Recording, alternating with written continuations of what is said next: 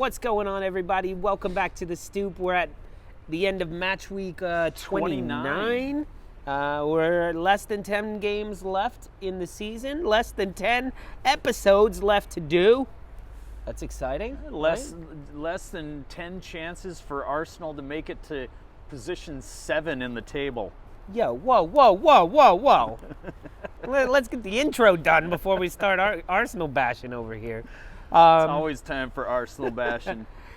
So this match week was not the wildest in results, but it was kind of weird, wasn't it? Wouldn't you say? Like not only in the Premier League, but in all the leagues in Europe, and with the coronavirus and everybody. How long are we going to be able to shoot? What if they? Well, I live here, so I can come here. You guys got to take the subway, so. Subway is just infested with masks and gloves. But okay, so talking about that, so they tell the Premier League, don't shake hands before the game. No, you're going to spread coronavirus to everybody. Now go out and sweat and bleed and spit on each other for 90 minutes and hug each other. And then exchange jerseys. And then exchange jerseys on your way out. And you know what? A quick pat on the butt. That's like saying, guys, we're not gonna close down the subways. We just recommend not holding on to anything. Just don't touch anything. So now you got a bunch of people on the subway like this. Which we've all done. Yeah.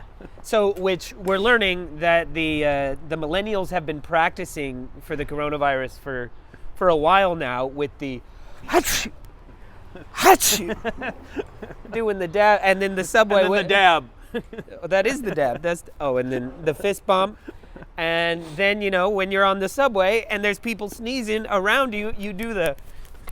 I can't even do it. The floss. You do the floss and shit that I can't do.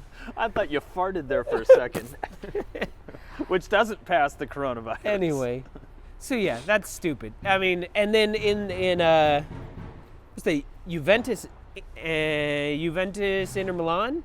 Yeah. Where they played without a crowd. That's crazy. They could just play on play FIFA online. Yeah, or play in the MLS. Ooh, sorry. Sorry, American dig there. Yeah. Are we going to see more stadiums empty when we watch these games? Or are we going to run into where Premier League is going to play to empty stadiums? And what's that going to be like? Because you don't really the crowd getting into the game is part of the experience from watching here in the States. We can't be there. Yeah. Well, I think England has a false security, very similar to in World War II, where they have a false Lolo. Security because they're an island and they're surrounded by water, the English Channel. That is definitely the island. definition of an island. But they're like, no, the Nazis can't. Yeah, the Nazis can kill all them because they're all connected. We have separated. We have some distance, and we'll have a but we've and there's the same thing with oh no, Italy and Spain are gonna close down, but we're okay. Sure, we're fine. What does that do for the Europa Cup? Europa League? The Europa League. Or the Euro. The Europa League. Europa League and Champions League. I know Champions League. Which one? PSG Dortmund. No fans. Valencia and Atalanta, I believe, no fans. And then Serie A is closed. Just closed done. Completely. Kaput. They're not playing games at this point? Nope. It's against public health. Yeah. So. And in America, they've shut down all NFL games because it's bad for public health. Well, that and it's the off season. Yeah. But not a single NFL game will be played this weekend. Not at all. And boy, are we going to miss those games. Let's see. Quick results. Liverpool won. Back to their winning ways. Had some VAR little hiccups, but I think it's kind of wah-wah stuff. And they still won the game. Who else do we have? Chelsea did really well. Chelsea won 4-0. Oh my goodness. That young Chelsea kid. destroyed them. Yeah. Barnes was phenomenal in that game. Barnes plays for Leicester. Damn it. But Barnes was phenomenal. We had Arsenal. Arsenal won. We played terribly and won. That hasn't happened in a while. Usually we just play terrible and we lose or we draw. But we played terrible and got the result. There was that Lacazette, Ozil called offside. Lacazette, Ozil called offside, and then they pulled it back. Still don't understand that, but that's What fine. don't you understand? I say that Lacazette was offsides. Lacazette was... No, you can say maybe Ozil was offside, and then they looked at it and he wasn't, but Lacazette wasn't offside. That's why I don't understand the rule. Ozil's here and heads the ball backwards to Lacazette. So, how's Lacazette going to be offside? When the ball reaches Ozil, Lacazette is up. And then Ozil... So you can put the ball in between, right? But when he passes to Lacazette, there's no one there. As long as Lacazette is behind the ball or the last defender... There was no other defender. That's what I'm confused about. So the ball came forward and Ozil headed the ball backwards. So the ball is here, Lacazette is here because the ball comes back to him. So it's like an NFL lateral pass. Yes, if it goes... Basically, okay, it's time to do a quick explanation for Mark and maybe some other people about the offside rule.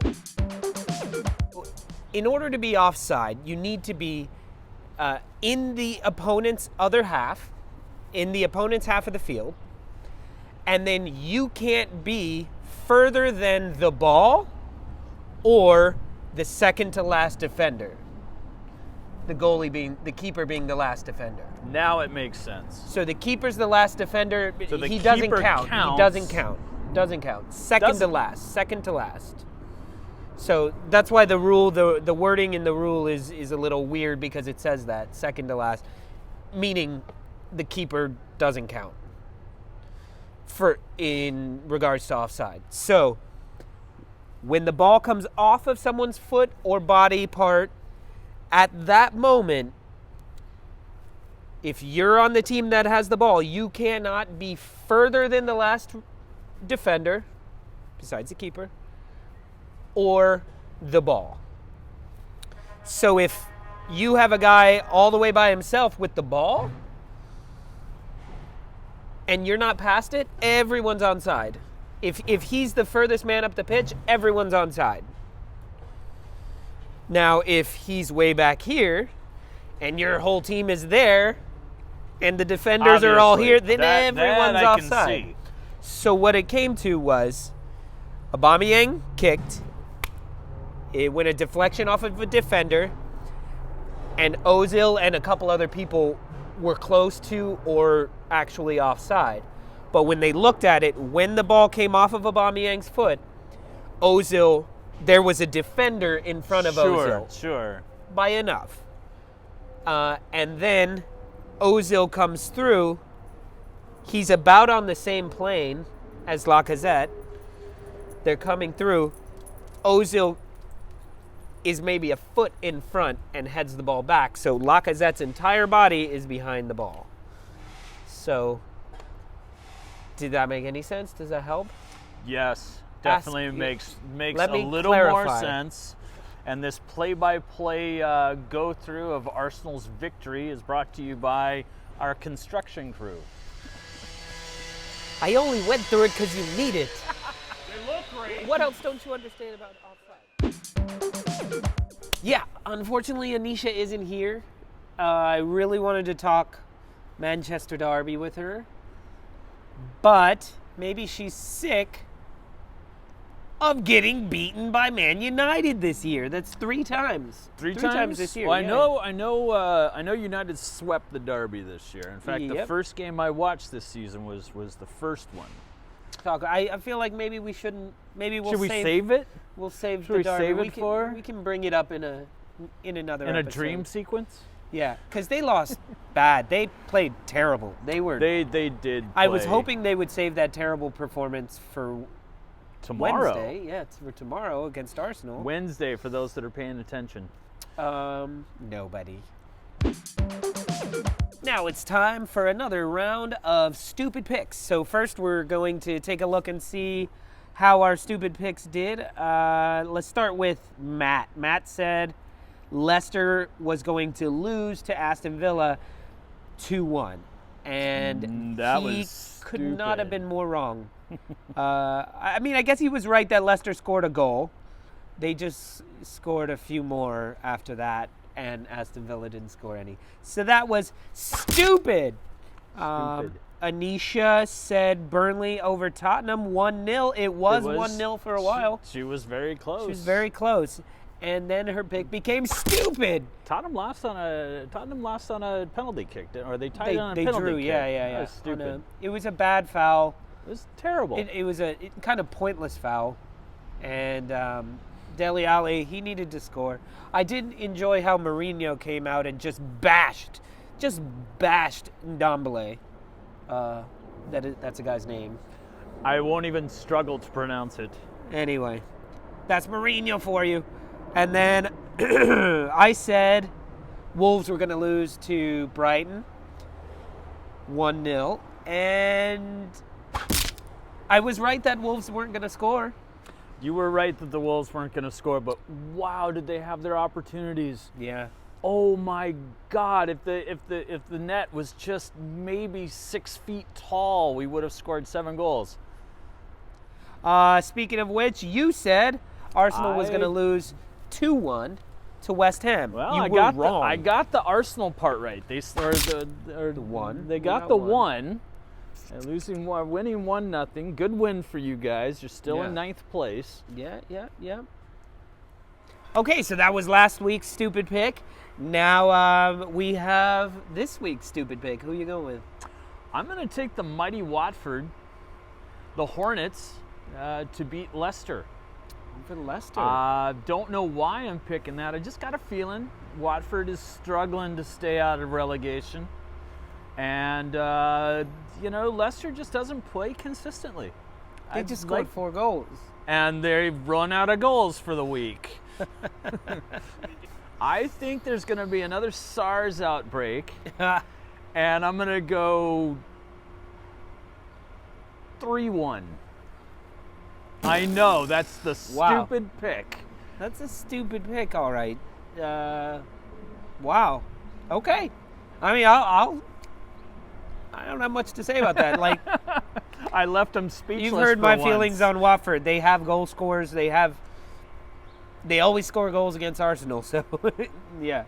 We also were just given Anisha's picks, and we do feel bad. Anisha is under the weather. She doesn't have coronavirus. She has a cold. She has a cold. And a British cold. A British cold. Which is very different from the American cold.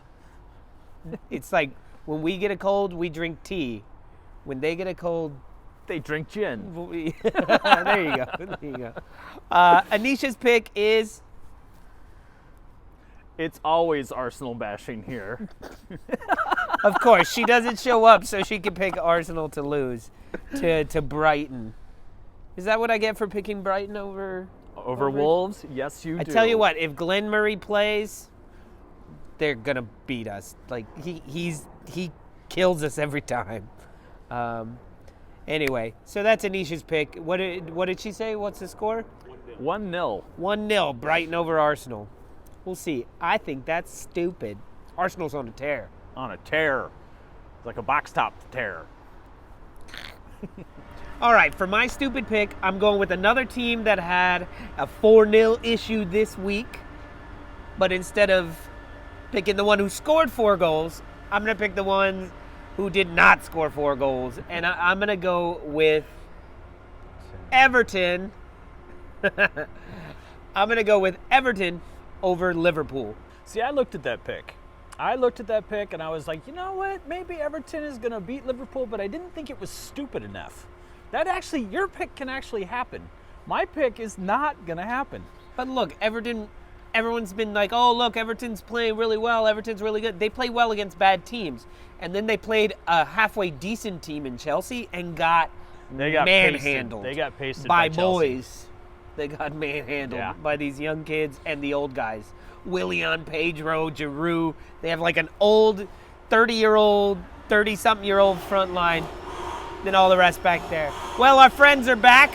So I think that means that's the end of the show for this week. Check back in next week to see if any of our stupid picks are correct. And don't forget to like and subscribe and comment and share.